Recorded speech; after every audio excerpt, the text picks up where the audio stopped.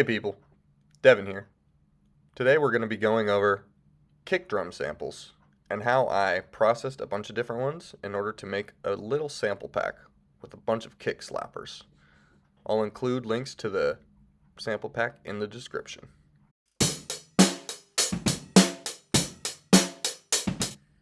So the first thing I'm doing is listening to all these different drum beats that I recorded with one microphone on a crappy little Ludwig pocket kit. I think Questlove sells this tiny little drum set, and I was playing on that, and I was able to isolate a few kicks. You'll hear some cymbal in there as well because it's a kick mounted cymbal. So we're gonna try and find one of these kicks here that sounds like it doesn't have much else going on. Even if it does, that's okay. We'll be able to filter it out later. So we'll grab this kick here. We're gonna have to gain it up a little bit, but first thing I do is I cut it out of the audio track previously and put it into a new lane. That way I have a fresh start. I can mess around with the audio clip as much as I want. I'll set the start position correctly. I'll gain it up until I'm just below peaking. And you'll hear that high end is still in there, so we'll need to do some EQing and some adjustment, and I'll run through a couple different processing methods for this. First off, like I mentioned, we're going to want to filter out that high end. We'll leave a little bit of that mid-range punch in there. Play around with the resonance so you can hear what's going on, and then bring all of that ringiness out of it. Get a nice, thick, crunchy, punchy kick. Then we'll throw in some multi-band dynamics to kind of fine-tune those different ranges here. Beef up the bottom end. You can also use the time to shape some of your transients and tails.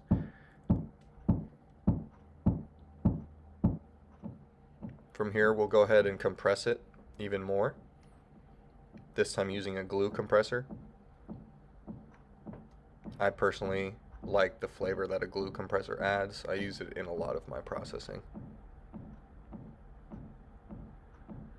I'm just playing with the ratio. I like very aggressive compression ratios, and then depending on how fast your attack is applied to your kick will affect the initial transient, and the release will affect more of the body and the tail. So play around with those until it's affecting the sound the way you like it. You know, go back and forth between the two compressors. There's definitely a balance you can achieve here. And I'm starting with everything on 100% wet, but I will dial it back as I fine-tune the sounds. But when you're listening for what's happening, you definitely want the effects turned on all the way. So full wet, and then dial it back from there. Once you start peaking, go ahead and throw a limiter on there. That way I can crank some more volume and get some clipping, some soft clipping, hard clipping in the processing chain. It'll beef it up, give it some distorted, saturated sounds just by the inherent way that each effect here will clip the audio.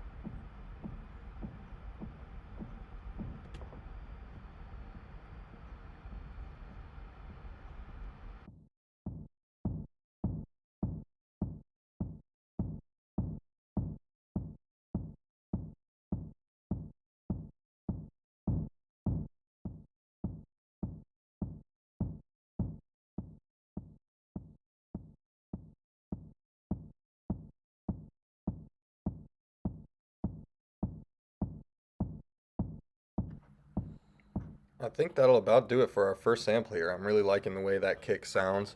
I got a lot of room for adjustment, and we'll go ahead and save that kick along with the rest of the samples we've bounced.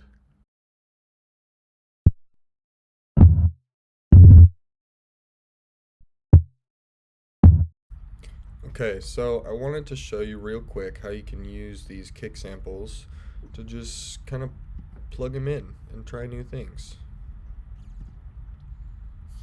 Originally I had a really weird drum loop on this project, And you'll see I just deactivated all of the kicks and snares for that loop. I went ahead and threw in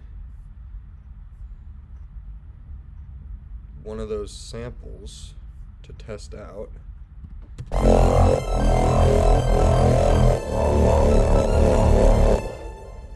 And just to show you here what we can do, just put a new audio channel in.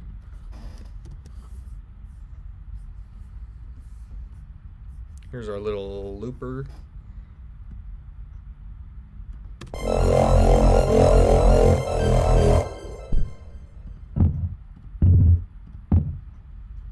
think this one will work well. We'll come in here. Oh, already sounds so good. Oh, you gotta love that. Come on now. So as I was editing this video, I realized that I did this once already and didn't record, and that's what all those samples are already. So if you were paying close attention, you'll see that this is all the same sample. So I literally just repeated myself, and I'm gonna show you what it looked like originally. Once I reactivate these clips here, maybe. Sample offline, that's why. So if we go here, it'll be able to find where I put them. And now that that's fixed, we can listen to the song the way I originally designed it.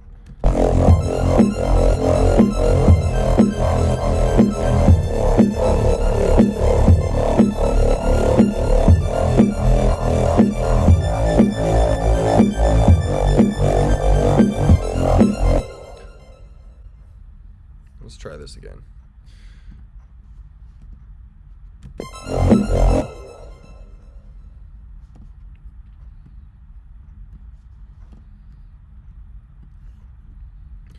Bear with me here. I'm not sure exactly which track is which. This is the importance of renaming everything when you're ready to.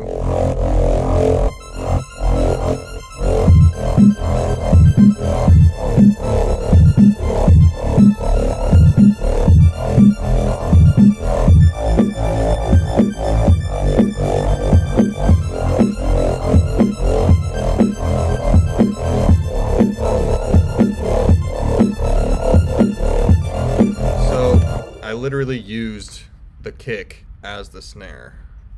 I think all I did was pitch it up or something. Yep, pitched up 16 semitones. Just like I ended up doing when I remade the video. So here's what it sounded like originally.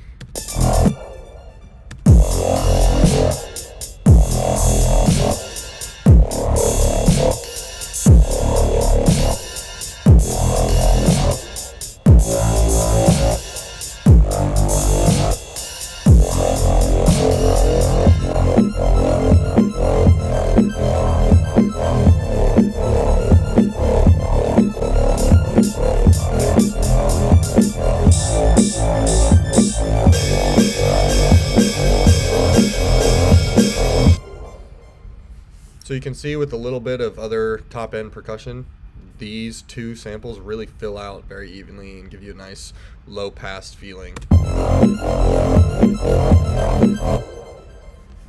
that's just one example of how you can use these. There's really unlimited potentials. You can even make some basses out of some of these bigger, weirder ones. That one would definitely make a really cool bass drop for sure. So play around, experiment. I hope you enjoy Kuja Kicks, Volume 1.